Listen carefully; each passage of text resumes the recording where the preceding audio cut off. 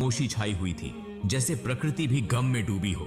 प्यारे नबी सल्लल्लाहु अलैहि वसल्लम की बीमारी की खबर चारों तरफ फैल चुकी थी। हजरत फातिमा रजियल्लाहु अन्हा दौड़ती हुई रसूलुल्लाह सल्लल्लाहु अलैहि वसल्लम के घर की तरफ जा रही थी। उस दिन आसमान का चांद भी जैसे फीका पड़ गया था। सहाबा-ए किराम बैठे हुए थे, किसी की आंखों में आंसू थे, किसी का दिल पत्थर की तरह बोझिल हो चुका था। कोई कुछ बोल नहीं रहा था, बस खामोशी से सिसकियां लेकर रो रहे थे। इधर मोहम्मद रसूलुल्लाह सल्लल्लाहु अलैहि वसल्लम बीमार हालत में अपने घर में मौजूद थे। पास हजरत फातिमा रजियल्लाहु अन्हा और अम्मी जान आयशा रजियल्लाहु अन्हा मौजूद थीं। तब नबी करीम सल्लल्लाहु अलैहि वसल्लम ने फरमाया, ए आयशा, अबू बकर को खबर दो। लेकिन वो इत्तला देने से पहले ही कमरे में दाखिल हो गए। तब नबी करीम सल्लल्लाहु अलैहि वसल्लम ने फरमाया, ए अबू बकर, मैं तुम्हारे पास एक अमानत छोड़ के जा रहा हूं, तुम मेरे सहाबा का ख्याल रखना। ये बातें हो ही रही थीं कि अचानक घर का माहौल बदल गया। एक अजीब नूर घर के आसपास फैलने लगा। हजरत आयशा रजियल्लाहु अन्हा हैरान होकर इधर उधर देखने लगी। घर के बाहर एक हसीन व जमील शख्सियत खड़ी थी। नबी करीम सल्लल्लाहु अलैहि वसल्लम ने फरमाया, दरवाजे के बाहर कौन खड़ा है? ए फातिमा, दरवाजा खोलो। हजरत फातिमा रजियल्लाहु अन्हा ने कहा, या रसूलुल्लाह, मैं उन्हें पहचान नहीं रही, वो एक बेहद हसीन व जमील शख्स हैं। तब रसूलुल्लाह सल्लल्लाहु अलैहि वसल्लम ने फरमाया, तुम उन्हें कैसे पहचानोगी? वो एक ऐसी खूबसूरत हस्ती हैं जो जहां जाते हैं कभी खाली हाथ वापस नहीं आते। वो और कोई नहीं बल्कि हजरत अजराइल फरिश्ता हैं। ये सुनते ही हजरत फातिमा रजियल्लाहु अन्हा की आंखों से आंसू बहने लगे। फिर हजरत अजराइल अलैहिस्सलाम ने सलाम करके घर में दाखिल होने की इजाजत मांगी और कहा, अस्सलामु अलैक या रसूलुल्लाह, या रहमतल लिल आलमीन, अल्लाह रब्बुल आलमीन ने आपको सलाम भेजा है। अल्लाह ताला ने मुझे आपके पास भेजा है। या रसूलुल्लाह, अगर आप इजाजत दें तो ही रूह कब्ज करूंगा, वरना वापस चला जाऊंगा। आप जितने दिन चाहें इस दुनिया में रह सकते हैं। तब नबी करीम सल्लल्लाहु अलैहि वसल्लम ने फरमाया, ए अजराइल अलैहिस्सलाम, मेरा तो अल्लाह से एक बात कहना बाकी है। अजराइल ने पूछा, या रसूलुल्लाह, कौन सी बात बाकी है? तब रसूलुल्लाह सल्लल्लाहु अलैहि वसल्लम ने फरमाया, मेरा भाई जिब्राइल कहां है? मैं उससे मुलाकात करना चाहता हूं। उस वक्त हजरत जिब्राइल अलैहिस्सलाम पहले आसमान पर थे। ये सुनते ही फौरन रसूलुल्लाह सल्लल्लाहु अलैहि वसल्लम के घर में दाखिल हो गए। कमरे के अंदर एक गैर फानी नूर की रोशनी फैल गई। उस नूर के बीच में हजरत जिब्राइल अलैहिस्सलाम खड़े थे। उन्होंने फरमाया, या रसूलुल्लाह, ए अल्लाह के पैगंबर, आप क्यों रो रहे हैं? मोहम्मद रसूलुल्लाह सल्लल्लाहु अलैहि वसल्लम ने फरमाया, ए भाई जिब्राइल, मैं इसलिए रो रहा हूं कि जब मैं इस दुनिया से चला जाऊंगा, मेरे गुनहगार उम्मतियों का क्या होगा? तुम मेरे रब से यह बात जाकर मालूम करो। यह सुनकर हजरत जिब्राइल अलैहिस्सलाम फौरन अल्लाह के अर्श की तरफ रवाना हो गए। अल्लाह रब्बुल आलमीन सब कुछ जानते थे, उसके बावजूद अजीम रब्बुल आलमीन ने हजरत जिब्राइल अलैहिस्सलाम से पूछा, ए जिब्राइल, तुम क्यों रो रहे हो? जिब्राइल अलैहिस्सलाम ने अर्ज किया, ए मेरे अजीम रब, ए अल्लाह रब्बुल आलमीन, मैं तो आपके प्यारे हबीब, प्यारे रसूल के लिए रो रहा हूं और आपके प्यारे रसूल अपने गुनहगार उम्मतियों के लिए रो रहे हैं। तब अल्लाह रब्बुल आलमीन ने फरमाया, ए जिब्राइल, जाओ, ये खुशखबरी दे दो कि उन्हें किसी बात की फिक्र करने की जरूरत नहीं। मेरे प्यारे हबीब अपनी उम्मत के लिए जिस तरह मोहब्बत और रहम करते हैं, अल्लाह अपने बंदों पर उससे भी ज्यादा मेहरबान है। क़यामत के दिन मेरे प्यारे हबीब जब तक खुश नहीं होंगे, तब तक उनकी उम्मत के गुनाह माफ होते रहेंगे और वे बगैर हिसाब के जन्नत में दाखिल होंगे। ये खुशखबरी मिलते ही हजरत जिब्राइल अलैहिस्सलाम निहायत तेजी के साथ रसूलुल्लाह के घर में दाखिल हुए। तब रसूलुल्लाह ने फरमाया, ए भाई जिब्राइल, अल्लाह रब्बुल आलमीन ने क्या फरमाया और तुम क्यों रो रहे हो? हजरत जिब्राइल अलैहिस्सलाम ने अर्ज किया, या रसूलुल्लाह, ए अल्लाह के पैगंबर, अल्लाह आपका इंतजार कर रहा है। अल्लाह ने आपको खुशखबरी दी है और मैं इसलिए रो रहा हूं कि आज के बाद मैं कभी वही अल्लाह का पैगाम लेकर नहीं आ सकूंगा। मैं इस दुनिया के बहुत से अंबिया किराम के पास वही लेकर आया, लेकिन सबसे ज्यादा बार तो आप ही के पास आया हूं। आज मेरा दिल बहुत बोझिल है। तब रसूलुल्लाह ने फरिश्ते को तसल्ली दी और फिर मोहम्मद रसूलुल्लाह ने हजरत अजराइल अलैहिस्सलाम को इजाजत दी।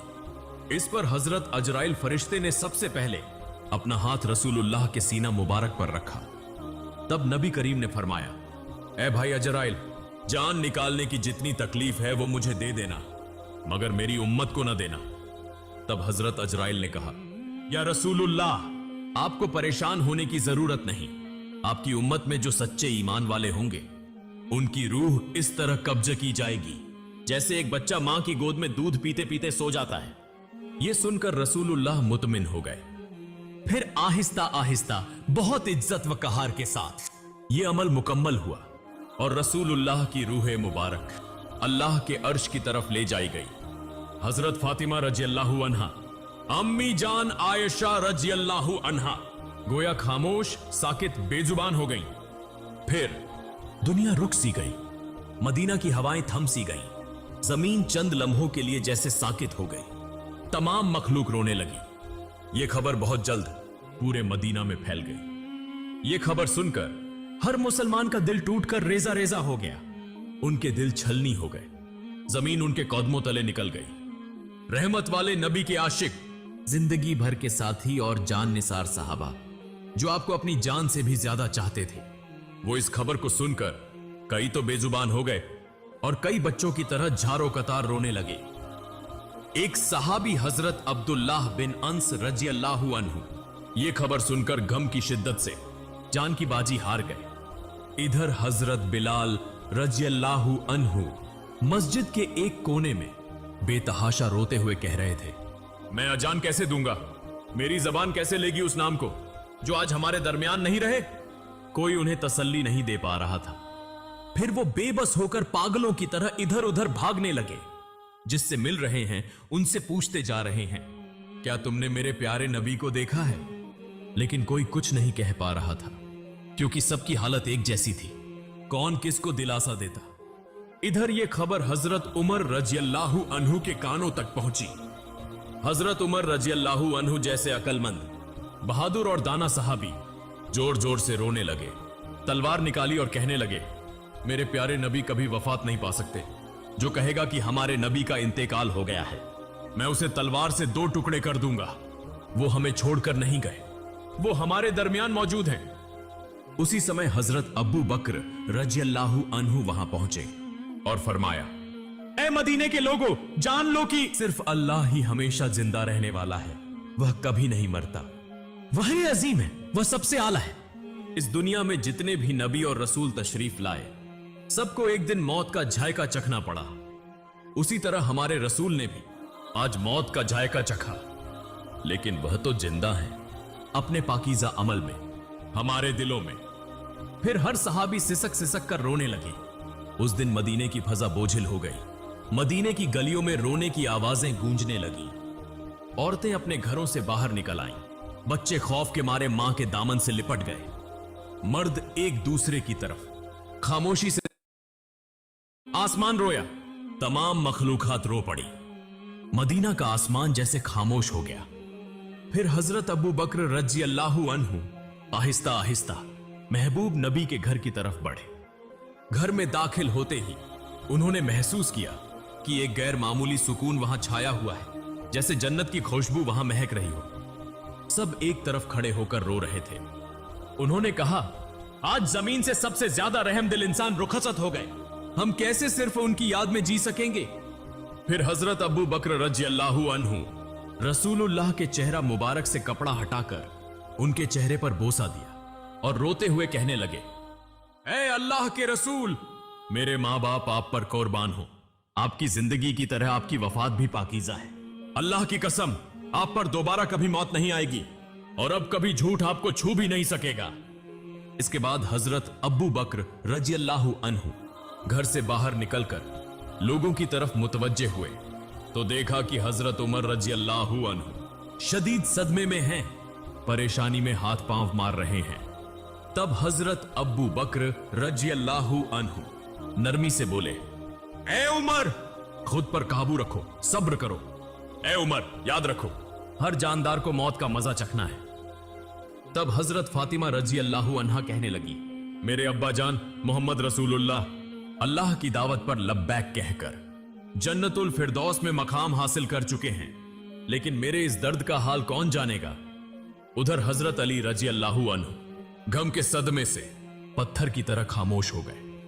यूं महबूब नबी का खानदान, सहाबा, मुहाजिरीन सब के सब बेजबान हो गए। सिर्फ हजरत अबू बकर रजी अल्लाहु अन्हु सब्र व तहम्मुल के साथ सबको तसल्ली और नसीहत देने लगे। रसूलुल्लाह का पाकीज़ा जिस्म जमीन पर मौजूद ही था कि खिलाफत के इंतखाब का फैसला किया गया कि अब मुसलमानों का खलीफा कौन होगा। इस बारे में रसूलुल्लाह ने कोई सराहत से हुक्म नहीं फरमाया था ताकि उम्मत में इख्तिलाफ या फितना न हो। इसलिए चंद दाना और फहम वाले साहबी जमा होकर मुसलमानों के खलीफा के इंतखाब का फैसला करने लगे। लेकिन जैसे ही गुफ्तगू शुरू हुई, अंसार और मुहाजिरीन के दरमियान राय के इख्तिलाफात पैदा हो गए। खिलाफत का दावा होने लगा।